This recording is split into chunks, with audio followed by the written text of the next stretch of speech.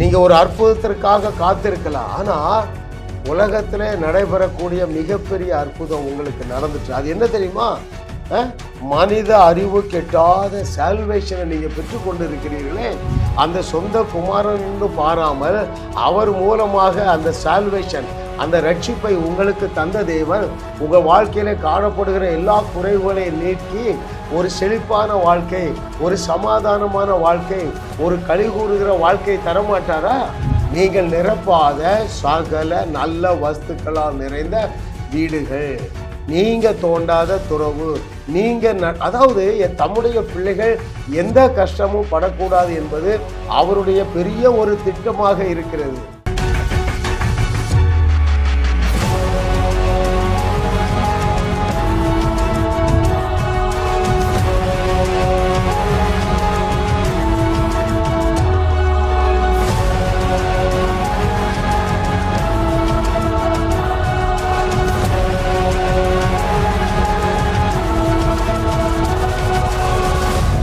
கர்த்தரை தெய்வமாக கொண்ட நீங்கள் பாக்கியவான்கள், ஏனென்றால் பாவங்களை மன்னிக்கிறதற்கு நீங்கள் தகுதியையும் அந்த வல்லமையையும் உடையவர்களாக இருக்கிறீர்கள். சொன்னவர் யாருங்க? மனுஷன்ல, இயேசு சொல்றாரு, நீங்கள் யாருடைய பாவங்களை மன்னிக்கிறீர்களோ அவருடைய பாவங்கள் மன்னிக்கப்படும் என்று இயேசு கிறிஸ்து சொல்லியுள்ளார். எனவே நீங்கள் பாக்கியவான்கள். ஹல்லேலூயா. இன்றைக்கு 120வது அவருடைய அனந்த ஞானத்தை நம்ம தியானிக்க போகிறோம். அது என்ன தெரியுமா? அந்த 5 காரியங்களை செய்யவில்லை. ரைட்? எந்த 5 காரியங்களை செய்யவில்லை அந்த சொல்லி நம்ம கீழே பார்க்க போறோம். பாருங்கள், உங்கள் வாழ்வில் நடைபெற வேண்டிய மிகப்பெரிய அற்புத ஆசீர்வாதம் நடந்துச்சுங்க. இன்னைக்கு ஒருவேளை நீங்க பண கஷ்டத்துல இருக்கலாம், மன கஷ்டத்துல இருக்கலாம், குடும்ப குழப்பம், குடும்ப பிரிவினைகள், கடன் பிரச்சனைகள், இப்படி 1008 பிரச்சனை இருக்கலாங்க. நீங்க ஒரு அற்புதத்திற்காக காத்திருக்கலாம், ஆனா உலகத்திலே நடைபெறக்கூடிய மிகப்பெரிய அற்புதம் உங்களுக்கு நடந்துச்சு. அது என்ன தெரியுமா? மனித அறிவு கெட்டாத சால்வேஷனை நீங்க பெற்றுக்கொண்டு இருக்கிறீர்களே, அந்த சொந்த குமாரன் என்று பாராமல் அவர் மூலமாக அந்த சால்வேஷன், அந்த ரட்சிப்பை உங்களுக்கு தந்த தேவன் உங்க வாழ்க்கையில காணப்படுகிற எல்லா குறைவுகளையும் நீக்கி ஒரு செழிப்பான வாழ்க்கை, ஒரு சமாதானமான வாழ்க்கை, ஒரு களிகூறுகிற வாழ்க்கை தரமாட்டாரா? அதனாலதான் அந்த வசனம் அப்படி சொல்லுது. தம்முடைய சொந்த குமாரன் என்றும் பாராமல் அவரையே நமக்காக தந்த தேவன் அவரோடு கூட எல்லாவற்றையும் அருளாதிருப்பது எப்படி என்று பவுல் அழகா கேட்கிறாங்க பாருங்க. ஓகே, அப்போ உலகத்துல எந்த ஒரு மனுஷனாலும் பெற்றுக்கொள்ள முடியாத அல்லது கொடுக்க முடியாத அந்த மறுபடி பிறக்கிற அனுபவத்தை தேவன் உங்களுக்கு கொடுத்திருக்கிறார் பாருங்க. அப்போ இந்த சால்வேஷன், இந்த ஜோயே லைஃப், இந்த ரட்சிப்பை பெற்றுக்கொள்ள நீங்க இந்த 5 காரியங்களை செய்யவில்லை. அதான் என்னுடைய இன்ட்ரெஸ்டிங்கான ஹெட்டிங். அந்த 5 காரியங்களை செய்யாமலேயே நீங்கள் ரட்சிக்கப்பட்டிருக்கிறீங்க. எந்த 5 காரியங்கள் செய்யவில்லை தெரியுமா? நீங்க பரிசுத்த வாழ்க்கை வாழவில்லை, ஆனாலும் அந்த தெய்வீக ஆசீர்வாதம் உங்களை ரட்சித்தது. ரைட்? நீங்க ஆலயத்திற்கு போகல, ஆனாலும் தேவன் உங்களை ரட்சித்தார். நீங்க ஜெபிக்கவில்லை, நீங்கள் உபவாசம் பண்ணல, ரைட்? வேதத்தை படித்து கொண்டிருக்கவில்லை. அப்ப இந்த 5ஐயும் செய்யாது இருக்கும் பொழுது அந்த ஒப்பற்ற அற்புதம் உங்களுக்கு நடந்துட்ட, அப்போ மீதி உள்ள எல்லா அற்புதங்களையும் உங்களுக்கு செய்ய மாட்டாரா? வாக்கு பண்ணி இருக்கிற அத்தனை நன்மைகளினாலும் உங்களை அலங்கரிக்க மாட்டாரா? அப்ப ஏன் உங்க வாழ்க்கையில அது நடக்கவில்லை? அதைத்தான் நாம தியானிக்க போறோம். எனக்கு மிகவும் பிரியமான தேவர்களே, ஒரு காரியத்தை நான் உங்களுக்கு சொல்றேன். எதனாலே அந்த சால்வேஷனை நம்ம லகுவாக பெற்றுக்கொண்டோம் தெரியுமா? முக்கியமான காரணம், மிக முக்கியமான காரணம், எதனாலே நாம் லகுவாக ரட்சிக்கப்பட்டோம் என்றால் அது ஏற்கனவே முடிக்கப்பட்ட மேட்டர். அப்படிதானே? உங்கள் சால்வேஷனுக்காக என்னென்ன காரியங்கள் செய்யப்பட வேண்டுமோ அதை ஏற்கனவே 2000 ஆண்டுகளுக்கு முன்பதாக நம்முடைய நாதனாகிய இயேசு கிறிஸ்து செய்து விட்டார். உலகத்தாருடைய உலகத்தார் எல்லாருடைய பாவங்களுக்கும் அவர் பரிகாரம் பண்ணிட்டாரு பாருங்க. அதை நாம விசுவாசித்தோம், பெற்றுக்கொண்டோம். யுத்தம் முடிந்து விட்டது. The war is over. நீங்கள் ஒருவரும் ரட்சிக்கப்படுவதற்கு இனி எதுவுமே செய்யப்பட வேண்டிய அவசியமே இல்லை. அந்த 5 காரியத்தை செய்யலை. ஜெபம் பண்ணல, உபவாசத்துல இல்லை, நம்ம பைபிள் வாசிக்கல, பரிசுத்தமா இல்லை. ஆனாலும் தேவனுடைய கரம் உங்களை ரட்சித்தது போல எந்த விதமான நிபந்தனையும் இல்லாமல் தேவன் உங்களை ஆசீர்வதிக்க அவர் ஆயத்தமாக இருக்கிறார். எப்படி உங்களுக்கு தேவை என்ன? சுகம் வேணும், ஒரு செழிப்பு வேணும், ஒரு விடுதலை வேண்டும். இது எல்லாவற்றையுமே பாவத்திற்கு பரிகாரம் பண்ணன பொழுது அப்பொழுதே இவைகள் எல்லாவற்றையும் செய்துட்டாருங்க. இன்னும் அவர் புதுசா அவருடைய கை விரலை கூட அசைக்க வேண்டிய அவசியம் இல்லை. எனக்கு பிரியமான தேவர்களே, ரொம்ப முக்கியமான சத்தியங்க. That is God's nature. ஆண்டவருடைய மெய்யான இயல்பை நீங்க அறிந்து கொண்டீர்கள் என்று வைங்களேன். ட்ரூ நேச்சர் ஆஃப் காட், தேவனின் மெய்யான இயல்பு நான் அறிஞ்சிட்டேங்க. எந்த பயமும் இல்லைங்க, எந்த தோல்வியும் இல்லைங்க, எந்த பதஷ்டமும் இல்லை. ஹல்லேலூயா. இல்லைன்னு வச்சுக்கிட்டுங்களேன். ஒரு சின்ன சளி பிடிச்சா போதும், இதா இருக்குமோ, அதா இருக்குமோ, டைஃபாய்டா இருக்குமோ, ஃப்ளூவா இருக்குமோ, குரங்கம்மையா இருக்குமோ, ஐயா அதற்காக பரிகாரம் பண்ணிட்டாரா இல்லையா? எதற்காக? வியாதி தம்முடைய பிள்ளைகளை அணுகாதபடி பரிகாரம் பண்ணிவிட்டாரா இல்லையா? எதற்காக தழும்புகள் பெற்றார்? ஒரே ஒரு காரணத்துக்காக தானே, ஒரே ஒரு காரணத்துக்காக தான் தழும்புகள் பெற்றார். எதற்காக? நீங்களும் நானும் எந்த வியாதியும் படக்கூடாது என்கிற ஒரே ஒரு காரணத்துக்காக அவர் தழும்புகள் பெற்றார். எனவே அவருடைய தழும்புகளால் நாம் குணமாகிவிட்டோம். 1 பேதுரு 2வது அதிகாரம் 24வது வசனம் மனப்பாடம் பண்ணிருங்க.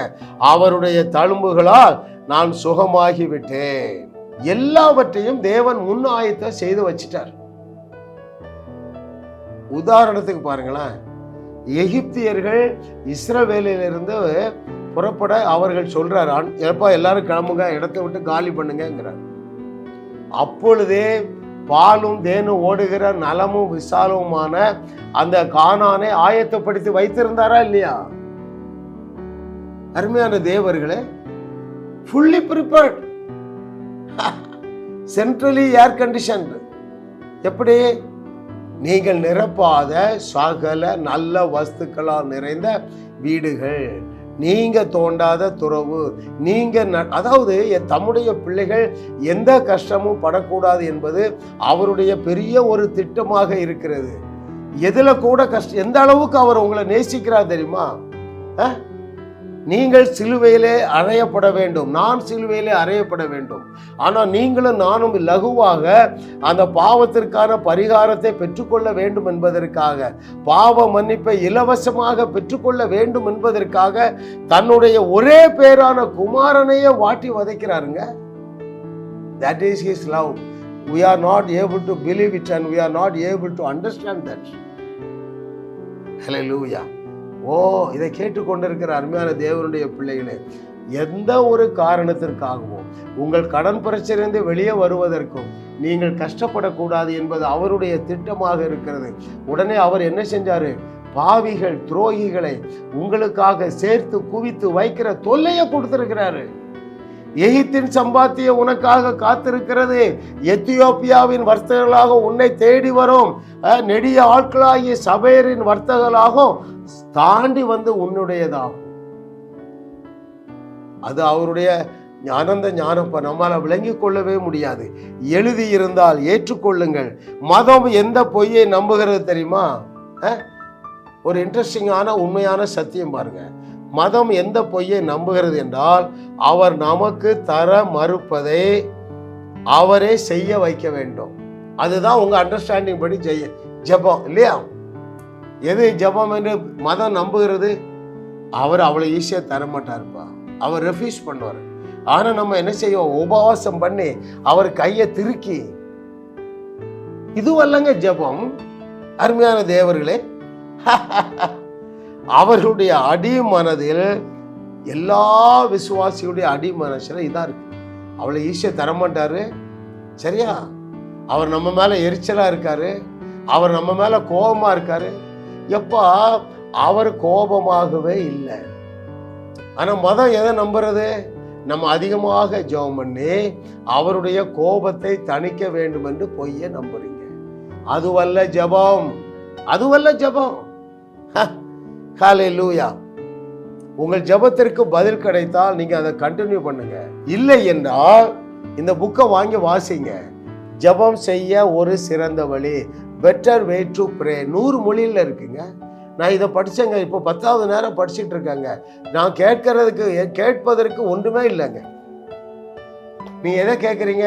குடும்பத்தில் பிரிவினை வரக்கூடாது, கணவன் குடிக்கக்கூடாது, கணவனும் மனைவியும் ஒன்றா இருக்கணும், பிள்ளைகள் கீழ்ப்படியணும், ஐஸ்வர்யம் வேணும், சுகம் வேணும். இவைகள் எல்லாமே தேவன் எங்களுக்கு கிருபையாக எனக்கும் என் பிள்ளைகளுக்கும் நிறைவாக கொடுத்து இருக்கிறார். உங்களுக்கும் அது ஆயத்தமாக இருக்கிறது. எப்பொழுது அது உங்க கையில அனுபவிக்க கிடைக்கும் தெரியுமா? சத்தியத்தை நீங்கள் சரியாக நம்பணும். எந்த சத்தியத்தை நம்பணும் தெரியுமா? தேவன் உங்களுக்கு எல்லாவற்றையுமே கொடுத்து விட்டார் என்கிற ஆட்டிடியூட்ல நீங்கள் அவரிடத்துல ஜெபிக்க போகணும். அப்ப எப்படி ஜெபிப்பீங்க? ஆண்டவரே, தேவரே, என்னுடைய மகனுக்கு அருமையான மருமகளை கொடுத்து விட்டதற்காக நன்றி அப்படின்னு நீங்க ஸ்தோத்திரம் பண்ணுவீங்க. உங்க மகனுக்கு திருமணத்திற்காக நீங்க ஜெபித்து கொண்டு இருக்கிறீர்கள் அல்லவா? நான் சொல்றேன், அதை ஸ்டாப் பண்ணுங்க. ஒரு நேரம் ஜெபிங்க போதும். ஆண்டவரே, நல்ல ஒரு அபிஷேகம் பெற்ற ரட்சிக்கப்பட்ட ஒரு பெண் என் மனைவி, என்னுடைய மகனுக்கு தேவை, இயேசுவின் நாமத்துல வருகிறா அப்படி சொல்லிட்டு அப்புறம் பெற்றுக்கொண்டது போல ஸ்தோத்திரம் பண்ணுங்க. இன்னைக்கு காலையில ஒரு அம்மா கூப்பிட்டாங்க, எங்க இருந்து? தாம்பரம். திருமணமாகி பையன் பிரிஞ்சிருக்கிறான், டைவர்ஸ் ஆயிட்டு, ஏதோ ஒரு தவறு, அந்த மகள் சரியில்லை. ஓகே, நான் தைரியமா சொல்றேன். அவங்க சிஸ்டர் சொல்றாங்க, பிரதர் 2-3 வருஷமா தேடுறோம், வரனே வரல. நான் சொல்றேன், 90 நாள்ல திருமணம் நடந்து விடும் என்று கர்த்தர் சொல்லுகிறான் என்று வர தைரியமா சொல்றேன். ஏன்? என் நாவுல இருக்கிற வல்லமையை நான் அறிந்திருக்கிறேன். நான் பொய்யை நம்ப ரெடியா இல்லை. எந்த பொய்யை நம்பல? என் நாக்குல வல்லமை இல்லை என்கிற பொய்யை நம்ப ரெடியா இல்லை. ஏனென்றால் சொன்னவர் எள்ளளவும் பொய்யுரையாத இறைமகன். மார்க் 11:23 மனப்பாடம் பண்ணிட்டீங்களா? இதை கேட்டுக்கொண்டு இருக்கிற மகனே, மகளே, நீ இன்னும் மார்க் 11:23 மனப்பாடம் செய்யாமல் இருக்காத. 10 நேரம் வாசி, சத்தமா மனப்பாடம் ஆயிரும். அது எனக்கு மாம்சமாயிற்று. எதனால நான் புரிஞ்சுக்கிட்டேன் தெரியுமா? எப்ப நான் எப்படி ரட்சிக்கப்படுறதுக்கு கஷ்டப்படாம ரட்சிக்கப்பட்டேனோ அதே போல அற்புதம் செய்யறதுக்கு நான் கஷ்டப்படவே மாட்டேன்.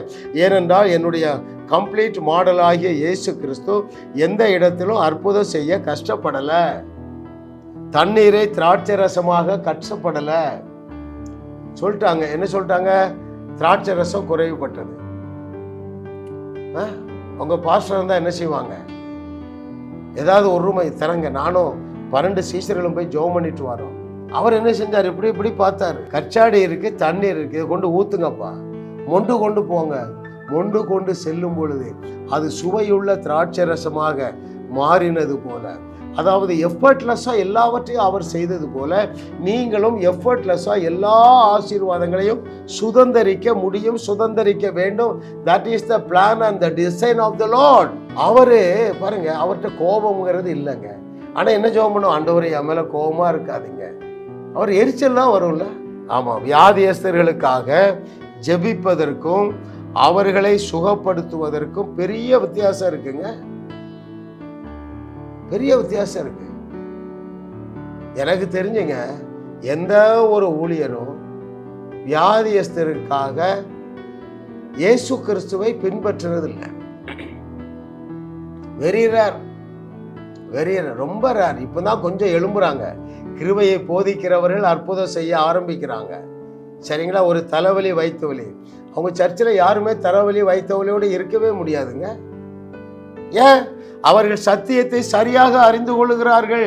தேவ கிருபையை சத்தியத்தின்படி அறிந்து கொள்ளுகிறார்கள். தேவ பலன் வெளிப்பட்டுதான் ஆகும். எந்த இடத்திலையும் இயேசு கிறிஸ்துவும் சீஷர்களும் வியாதியஸ்தர்களுக்காக ஜெபிக்கவில்லை, சுகப்படுத்தினார்கள். கிருபை பாருங்க. நானும் 1000க்கும் அதிகமான நபர்களை சுகப்படுத்த தேவன் என்னை பயன்படுத்தி இருக்கிறார். நான் ஒரு இடத்துல கூட ஜெபம் பண்ணவில்லை. இயேசுவை பின்பற்றுகிறேன், பேதுருவை பின்பற்றுகிறேன், பவுலை பின்பற்றுகிறேன், எலியாவை பின்பற்றுகிறேன், எலிசாவை பின்பற்றுகிறேன். இவங்க யாருமே எந்த வியாதிக்கு ஜெபம் பண்ணலங்க. சிறைச்சாலையிலிருந்து வெளியே வர்றதுக்கு ஜெபிக்கலங்க. நாங்கள் சமீபத்தில் ஒரு கான்ஃபரன்ஸ் நடத்துகிறோம் எங்கள் சர்ச்சில். பாருங்களேன், நான் யோசித்து பார்த்தேன். ஒரு 10 ஆண்டுகளுக்கு முன்பதாகன்னா அதுக்கு நிறைய ப்ரிப்பரேஷன் ப்ரேயர் பண்ணுவோம். அந்த ஜபத்தில் சொல்லுவோம். 3 மாதத்துக்கு முன்னாலே எல்லா விசுவாசிக்கிட்டே சொல்லி ஜெபம் பண்ணுங்க என்போம். ஒரு நாள் கூட ஜபிக்கவில்லை. ஏன் ஜபிக்கவில்லை என்றால் அது ஒரு காட் ஆர்டைன் ப்ரோக்ராம். கர்த்தர் தான் எங்களை செய்ய சொல்றாரு. கர்த்தர் நம்மிடத்துல ஒரு வேலையை செய்ய சொன்னா அவர் அதுக்கு வேண்டிய எல்லாவற்றையும் தர மாட்டாரா? அதற்கு வேண்டிய எல்லா பொருளாதார ஒத்தாசையும் தர மாட்டாரா? தேவ கிருபையை சத்தியத்தின்படி நீங்கள் அறிந்து கொள்ளுவீர்கள் என்றால் லகுவாக எல்லா காரிய பிரச்சனையிலிருந்தும், எல்லா விதமான குழப்பத்திலிருந்தும், எல்லா விதமான பிரச்சனையிலிருந்தும், எல்லா விதமான பாவத்திலிருந்தும், எல்லா விதமான கால தாமதத்திலிருந்தும் நீங்க வெளியே வருவீங்க. ஹல்லேலூயா. நீ எல்லாத்தையும் மாம்சத்துல முயற்சிக்கிறீங்க. நான் உங்களுக்கு அறிமுகப்படுத்துறேன் பாருங்க. இந்த புஸ்தகத்தை எழுதினவர் யாரு? ஆண்ட்ரூ மக்.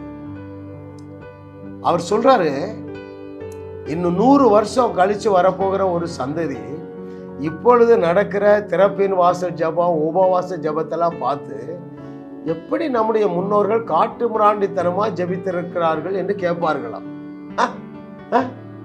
அவர் தான் எல்லாத்தையும் கொடுத்துட்டேங்கிறார.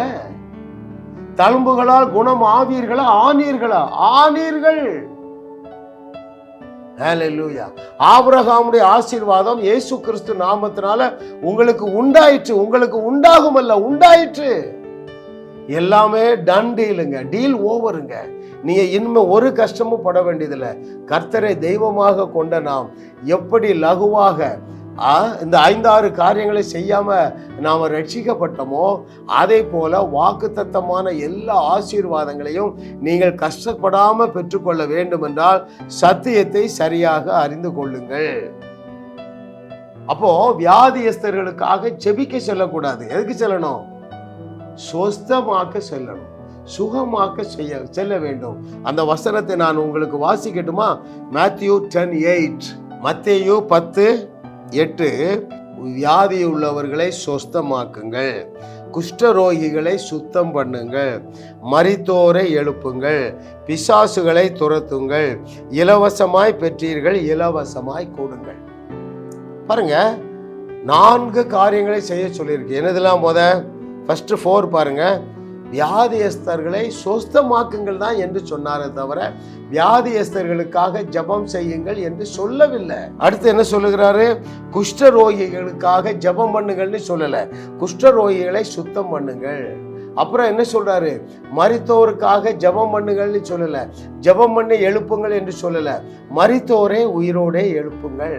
இது சொல்லுறது மாத்திரம் இல்லைங்க, வேதம் முழுதும் இப்படிதான் இருக்கு. எல்லாரும் சொஸ்தமாக்குனாங்களே தவிர எந்த வியாதிக்காரர்களுக்காகவும் யாரு எலியாவோ, எலிசாவோ, இயேசு கிறிஸ்துவோ, பேதுருவோ, பவுலோ ஜெபிக்கவில்லை. எப்பொழுது உங்களால இயேசு கிறிஸ்துவை பின்பற்ற முடியும் தெரியுமா? நாம் எப்படி லகுவாக ரட்சிக்கப்பட்டோமோ அப்படித்தான் இந்த உலகத்தில் இருக்கிற எல்லாருடைய வியாதியையும் நீக்குவதற்கு இயேசு கிறிஸ்து லகுவான வழியை செய்து வைத்து விட்டார். அவருடைய நாமத்தை சொன்னா போதும், அப்பொழுது அவருடைய தழும்புகளினால் உள்ள வல்லமையினாலே சுகமாக்கப்பட்ட சரீரத்தில் உள்ள சுகம் வெளிப்படும் என்பதை நீங்கள் அறிந்து கொண்டு வையுங்கள். அதை ஏற்றுக்கொள்ளுங்க. அவர் தான் சொன்னாரு, நான் செய்ததை விட பெரிய கிரியைன்னா என்னதுங்க? லாசருவே வெளியே வா என்று சொல்லி அவர் கிரியை செய்கிறார். கல்ல புரட்டுங்கப்பா கூப்பிடுறாரு, வந்துடுறான். அப்போ இதை விட பெரிய கிரியைகளை செய்யத்தக்க அளவுக்கு அது ரொம்ப ரொம்ப இன்பமயமானது, ரொம்ப ரொம்ப லகுவானது. ஹல்லேலூயா. கர்த்தரை தெய்வமாக கொண்ட நீங்கள் பாக்கியவான்கள். ஏனென்றால் நீங்கள் வாயை திறந்து பேசும் பொழுது கல்லறை மாத்திரமல்ல, கல்லறை தோட்டமே காலியாகும் என்று கர்த்தர் சொல்லுகிறார். எனக்கு பிரியமான தேவர்களே, ஹல்லேலூயா. Oh thank you Lord. அவர் செய்து முடிச்சதை முடிக்கல என்பதுதான் மதம். அவர் என்ன செய்து முடிச்சிட்டாரு? தழும்புகள் பெற்று விட்டார். எனவே சிலுவையிலே ஆரோக்கியத்தை சம்பாதித்து வச்சிட்டாரு. அவருடைய தழும்புகளால் நான் குணமாயிட்டோம். அது வேதம், வேதத்தின் தேவனும் சொல்லுகிறார்கள். மதம் என்ன சொல்லுது? ஒருத்தர் வியாதிப்பட்டா நீங்க 4 நாள் உபவாசம் பண்ணணும்னு சொல்றாங்க. மூக்கை இப்படியும் பிடிக்கலாம், இப்படியும் பிடிக்கலாம். வாஸ்ட் மெஜாரிட்டி இப்படிதான் பார்த்து முடிக்க ட்ரை பண்ணிக்க, அது கையில கிடைக்காதுங்க. சிம்பிளா பிடிங்க. இயேசுவை பின்பற்றுங்கள். மலையை பார்த்து பேசுங்கள், தரித்திரத்தை பார்த்து பேசுங்கள், கேன்சர் கட்டியை பார்த்து பேசுங்க. செங்கல்பட்டுல இருந்து ஒரு டீச்சர் ஒரு சகோதரி அழைச்சாங்க. பிரதர் உங்ககிட்ட கொஞ்சம் பேசுறேன். சொல்லுங்க சிஸ்டர், நீங்க யாரு? சொன்னாங்க பேரெல்லாம். என்ன செய்து? எனக்கு கழுத்துல ஒரு கட்டி இருக்குது, டெஸ்ட் பண்ணி பார்த்தோம், கேன்சர் கட்டி. என்ன சைஸ் இருக்கு? பெரிய நெல்லிக்காய் சைஸ் இருக்கு. நான் எப்படி சுகமாக்குறேன்னு சொல்லட்டுமா? அந்த கட்டில கை வைங்க சிஸ்டர். கை வச்சாங்க. நான் சென்னையில இருக்கிறேன், அவங்க செங்கல்பட்டுல இருக்காங்க. கை வச்சாங்க. எடுத்துருங்க. திரும்ப கை வச்சு தேடி பாருங்க, அந்த கட்டி அங்கே இல்லை என்று சொன்னேங்க. க்ஷணப்பொழுதிலே மறைந்து போயிட்டு. அப்புறம் தான் தேடி வந்து சொல்றாங்க யார் யார் எவ்வளவு நாள் கஷ்டப்பட்டோம். இப்படி நூற்றுக்கணக்கான அற்புதங்களை தேவன் என்னை கொண்டு செய்கிறார். உங்களை கொண்டு செய்ய மாட்டாரா? ஐயா, எப்படி நீங்கள் லகுவாக ரட்சிக்கப்பட்டீர்களோ அப்படி வியாதியிலிருந்து லகுவாக வெளியே வரலாம். எப்படி நீங்கள் லகுவாக ரட்சிக்கப்பட்டீர்களோ அப்படி உங்கள் கடன் பிரச்சனையிலிருந்து வெளியே வரலாம். எப்படி நீங்கள் லகுவாக ரட்சிக்கப்பட்டீர்களோ அப்படி நீங்கள் மரித்தோரை எழுப்பிவிடலாங்க. Hallelujah. Oh, thank you Lord for your goodness. What a loving daddy we have. இல்ல, எவ்வளவு ஒரு நல்ல தகப்பன் பாருங்க. இதுல முக்கியமான ஒன்றை நாம தியானித்து முடிக்க போகிறோம். இயேசு கிறிஸ்து தம்முடைய பிள்ளைகள் ஒவ்வொருவரையும் பார்த்து சொன்னார். என்ன சொன்னாரு? நீங்கள் தேவர்களாக இருக்கிறீர்கள் என்று சொன்னார். அப்படி என்றால் என்ன பொருள்? தேவனுக்கு என்னென்னலாம் காரியங்கள் செய்ய முடியுமோ அத்தனையையும் நீங்கள் செய்ய முடியும் என்று சொன்னார். அப்போ இயேசு கிறிஸ்து நூற்றுக்கணக்கான அற்புதங்களின் மூலமாக சுகத்தை கொடுத்தார், தேவைகளை சந்தித்தார், பிரச்சனைகளை தீர்த்து வச்சார். அப்போ அதை போல லகுவாக எஃபர்ட்லெஸ்ஸா அந்த பிரச்சனைகளை உலகத்துல 21வது நூற்றாண்டின் உலகத்திலே காணப்படுகிற அத்தனை பிரச்சனைகளையும் தீர்த்து வைக்கும்படியாக தேவன் உன்னை கரம் பிடித்திருக்கிறார். அதனாலதான் இந்த சத்தியத்தை எல்லாம் கேட்கக்கூடிய வாய்ப்பையும் வாஞ்சையும் உனக்கு தந்திருக்கிறார். மகனே, மகளே, மாத்திரமல்ல அவர் உன்னை நம்பி இருக்கிறார். உன்னை நம்பி இருக்கிறார். நீதான் இயேசு கிறிஸ்து. 21வது நூற்றாண்டின் இயேசுக்களோடு தேவனுடைய ஆவியானவர் தெளிவாக பேசிக் கொண்டிருக்கிறார். கேட்கிறதற்கு காதுள்ளவர்கள் கேட்க கடவர்கள். ஒரு தீர்மானம் எடுங்க, ஒரு தீர்மானம் எடுங்க.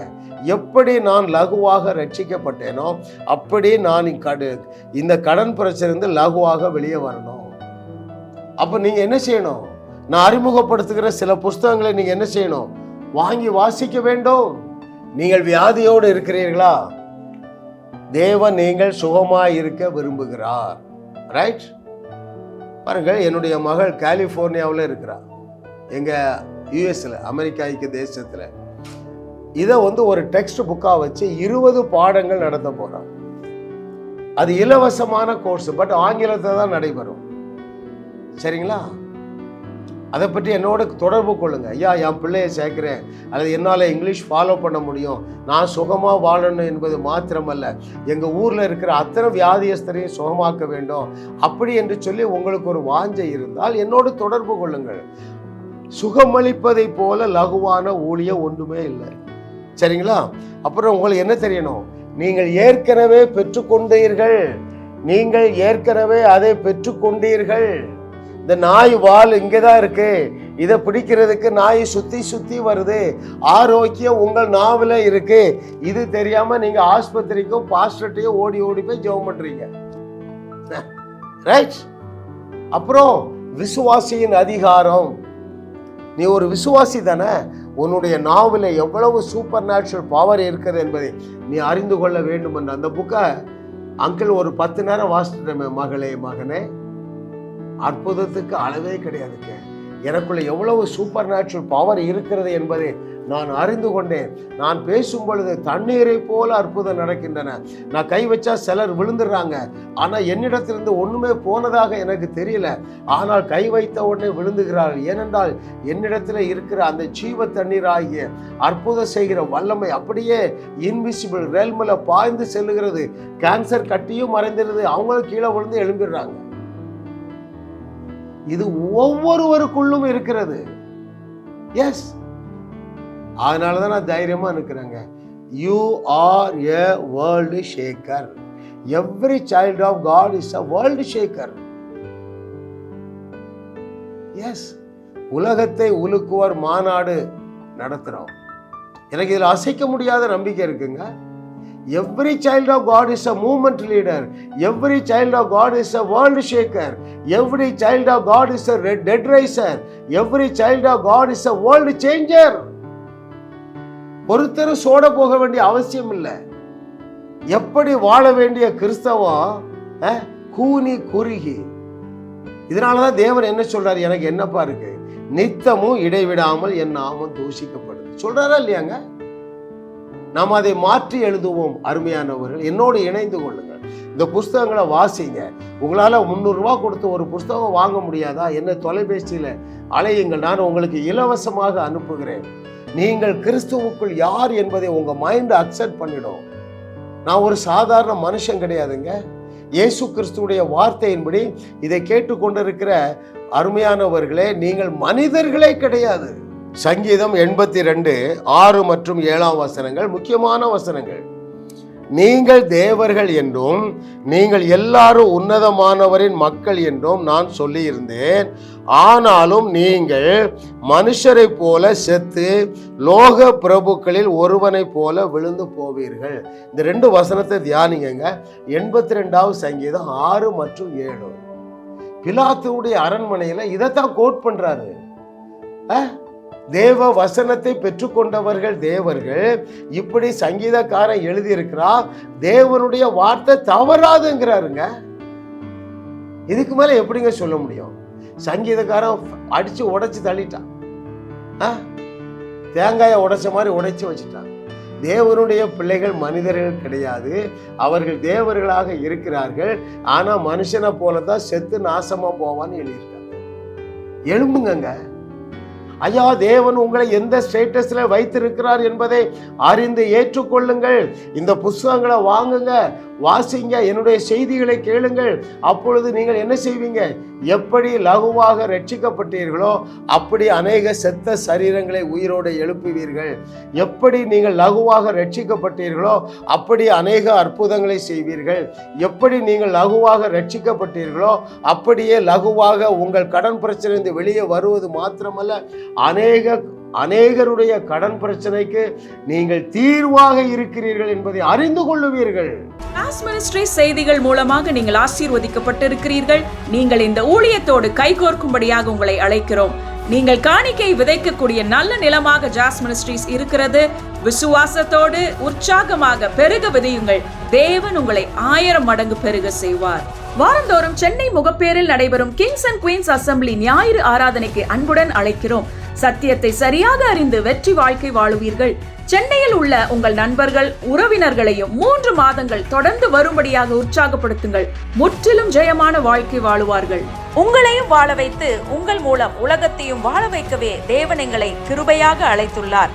விடுதலை பெறவும் சுகத்தை அனுபவிக்கவும் தொலைபேசியில் எங்களோடு தொடர்பு கொள்ளுங்கள். ஜாஸ் மினிஸ்ட்ரிஸ் யூடியூப் சேனலில் தொடர்ந்து செய்திகளை கேளுங்கள். சப்ஸ்கிரைப் செய்யுங்கள். வீடியோக்களை லைக் செய்து பலரோடு பகிர்ந்து கொள்ளுங்கள். அவர்களும் ஆசீர்வதிக்கப்படட்டும்.